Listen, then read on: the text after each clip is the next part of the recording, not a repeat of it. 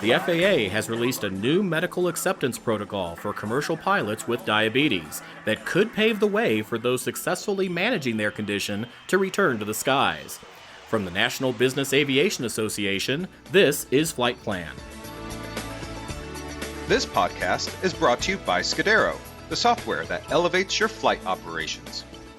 Filling in for Pete Combs, I'm Rob Finfrock with your trusted source for business aviation news. It looks to be a landmark change to FAA policy, a new medical protocol by which pilots with insulin-treated diabetes mellitus could receive their first or second-class medical certificate, provided they demonstrate the safe and responsible management of their condition. Now, general aviation pilots with diabetes have been able to earn third-class medical privileges since 1996 on a case-by-case basis.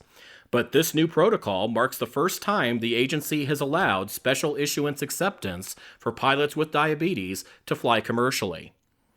Joining us today to discuss this new protocol and its implications for business aviation is Dr. Clayton Cowell, Chair of Preventative Occupational and Aerospace Medicine at the Mayo Clinic. Also with us is Dr. Quay Snyder, President, CEO, and co-founder of Aviation Medicine Advisory Service. Dr. Cowell, let's begin with you. The FAA has granted flying privileges on a case-by-case basis to pilots with diabetes who are not operating commercially for more than 20 years. What lessons have been learned in that time to drive acceptance of this new protocol for commercial pilots? Well, I think that we know that pilots can be responsible. And when I say that, the current regulation as it's written for private pilots requires number one, a relationship with a board certified endocrinologist, which would be the same in the new program for pilots requesting class 1 and 2 medicals. They need to be able to demonstrate outstanding control of their blood sugars. And in order to do that, there has to be a certain amount of discipline by dietary intake. There has to be a certain amount of discipline by how you're measuring your sugars. Dr. Snyder, not only have we seen greater understanding of methods to control diabetes, but also significant advances in technology that are driving this new protocol, correct?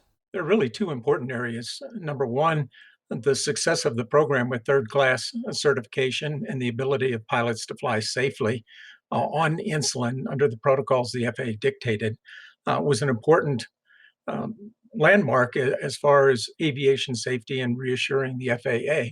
The other thing is the advancement of technology in treating and monitoring diabetes, such that the implementation of glucose monitors and in some cases insulin infusion pumps make the control of diabetes during the period of flight and even when not flying much more predictable and safe to address the concerns of potential subtle or sudden incapacitation when flying. On that note, it's important to understand how diabetes affects the body. Dr. Snyder, you alluded to how low blood sugar can lead to cognitive impairment or even a loss of consciousness, but that just scratches the surface of how diabetes can affect the body, correct? Absolutely, because diabetes affects the diameter and the condition of the blood vessels. Many other organs are affected besides just someone's weight. The eyes are subject to bleeding and deterioration in the vision from diabetic retinopathy. The kidneys can have reduced function because of the small blood vessels being compromised. The neurologic system, as far as feeling and also what we call proprioception, and knowing where the location of the different organs are, different extremities are without looking at them. But most importantly, it's cognitive function.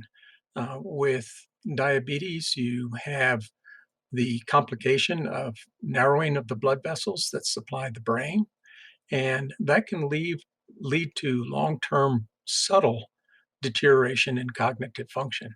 So with the allowance of treatment with insulin, I think we have a much healthier pilot in the cockpit and hence a much safer airspace system. The long-term risks, of course, is that diabetes is a chronic disease. You have higher risks for things like coronary artery disease, and it's diabetes is essentially a vascular disease. So anywhere where there's blood vessels, there can be issues. So things like higher risks for example, strokes and atherosclerosis involving vessels in the brain. Um, uh, just every organ system from erectile dysfunction to vascular disease in the extremities, where you can get ulcerations in the legs and those types of things. So, the FAA, I think, from a forensic standpoint, is looking at how well are these aviators taking care of themselves in general because of the potential downstream things that can happen later on. So, with that in mind, Dr. Cowell, this obviously marks a major shift in the FAA's policy for pilots dealing not only with diabetes, but potentially other chronic health conditions. What might such a change in policy mean for business aviation? Well, I think it's going to be great for business aviation in the sense that I think everyone in the industry knows that we have a serious pilot shortage, and there have been a variety of uh, aviators that have had to stand down from doing what they love to do and working in that industry because of the regulations that have been uh, put in place over the years. I think this allows a lot more of these pilots that have been doing perhaps other things in aviation, or maybe changing jobs altogether, to go back to the flight line, and increasing that pool of airmen, to be able to get back into the industry. Of course, this kind of testing also serves to improve the health of these pilots, including some who perhaps may have tried masking their condition in the past. Dr. Snyder? Number one, we had a number of pilots who were foregoing treatment with insulin so they could maintain their medical certificates for first and second class certification and continue to fly. Although that decision was made on a financial and career basis, it wasn't perhaps the best for their health. And some of the pathologies associated with diabetes might have been progressing more rapidly because of the pilots electing not to take insulin so they could maintain their careers. By taking insulin, some of the macro and microvascular complications that diabetes led to are better controlled and less likely to evolve. So the pilots in better health, also with the better control of their diabetes, their eyes, their heart, their kidneys, their neurologic system, and most important, their cognitive function is better maintained because they don't have the fluctuations in glucose. I think this is a wonderful policy that will allow professional pilots to maintain their certification while optimizing their health, and to do so in a very safe manner that mitigates all of the risk associated with diabetes and flying. And the ultimate value in this is a great win both for the individual pilots, for aviation safety, and to the credit of the FAA for being willing to make this change based on the evolving science. Coming up, we'll look at the steps that pilots with insulin-controlled diabetes will need to follow to be granted special issuance of their first or second class medical certificate. But first, a word from our sponsor, Scudero. Scudero is one powerful, intuitive solution for organizing all aspects of your flight operations. Whether you operate a large fleet or a single jet, Scudero can be tailored to fit your needs with customized integrations to any of your existing platforms. Access your operational data from wherever you are and enable your pilots to access relevant information using the Scudero Crew app. Elevate your flight operations with Scudero. Go to scudero.com to learn more. We're back now with aviation medical experts Dr. Quay Snyder and Dr. Clayton Cowell and our discussion about a new FAA medical protocol for pilots flying with diabetes. Dr. Snyder, this new protocol allows most pilots with diabetes to earn their first or second class medical certificate, provided they're able to demonstrate to the agency the ability to closely regulate their blood glucose level. Now, I would imagine that will be a fairly intensive process. The key element, which is required for first and second class certification, is the use of a continuous glucose monitor that has alarms set and level set, which would trigger those alarms. Plus, also, it will indicate trends in sugar rises or drops in the system.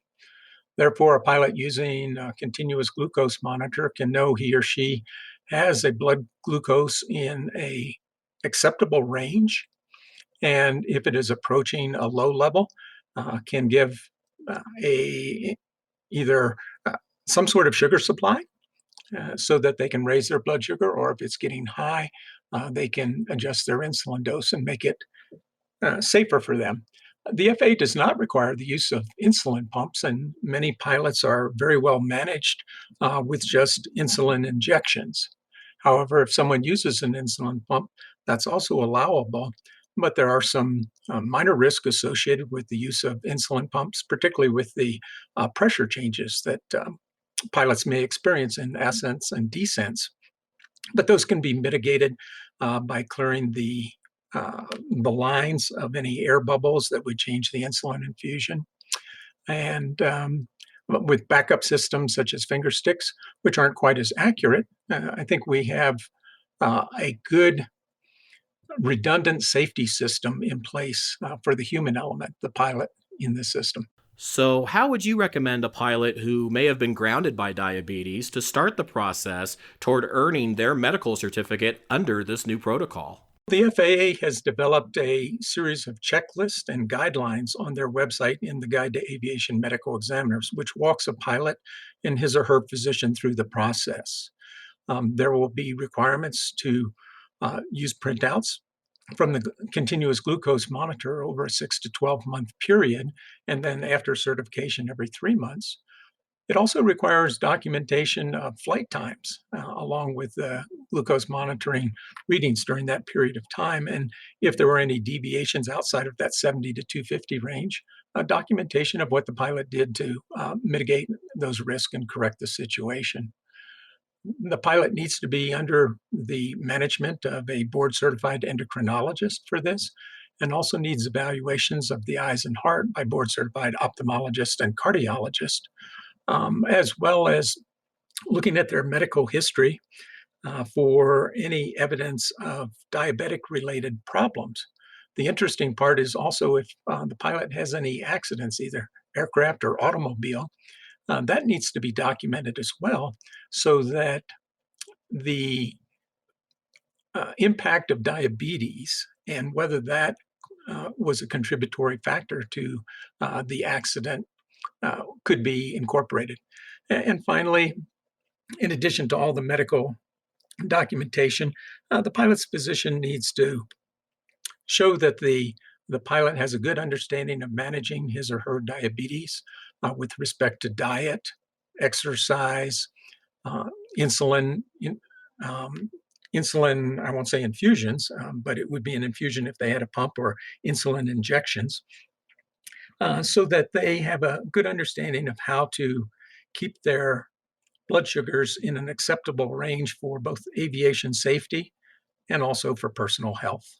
Dr. Cowell, what other suggestions do you have for pilots with insulin controlled diabetes who will be looking to utilize this new protocol to return to the flight deck? It definitely will take someone with organization and an aviation medical examiner willing to connect all the dots, so to speak.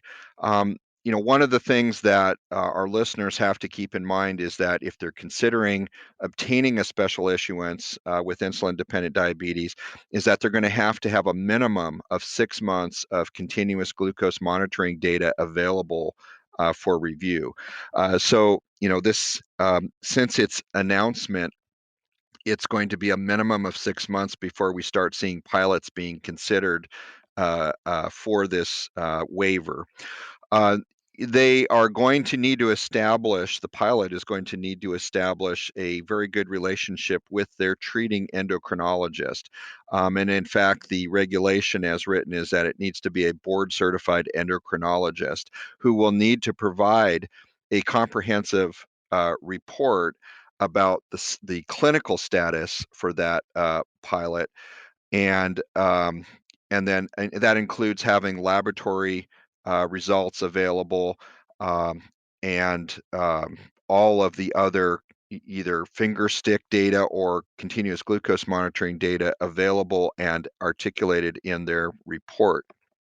I think that in addition, there's going to be a need for an eye evaluation by a board certified ophthalmologist and a cardiac risk evaluation from a board certified cardiologist. And that was the FAA's decision in doing this, is that they just didn't want a primary care provider out doing those. It specifically calls for board certification by, in this case, the eye person and the heart person.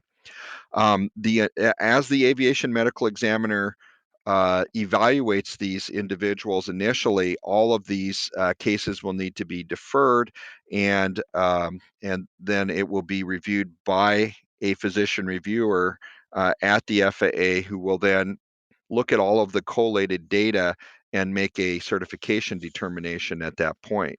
So in summary, there's a lot of things that need to be pulled together for this special issuance packet, but I think that certainly it's doable. It's we have private pilots that have done it for years, at least through our programs at Mayo Clinic, and it's certainly something that a professional pilot can do as well.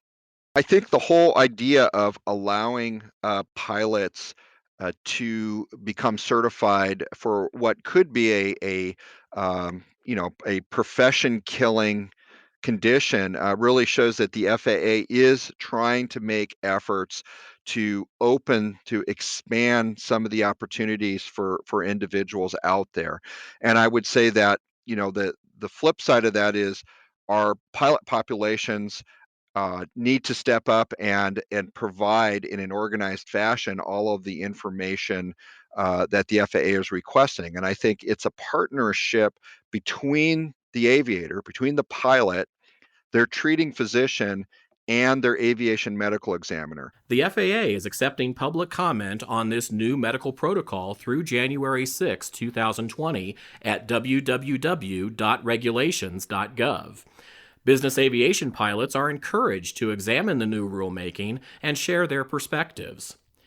Additional fitness for duty resources are available on the NBAA website at nbaa.org/human-factors. And that's the latest from the National Business Aviation Association. Remember, you can subscribe to all Flight Plan podcasts at Apple's iTunes website, wherever you find your favorite podcasts, or download them from nbaa.org. I'm Rob Finfrock, and thanks for listening to Flight Plan.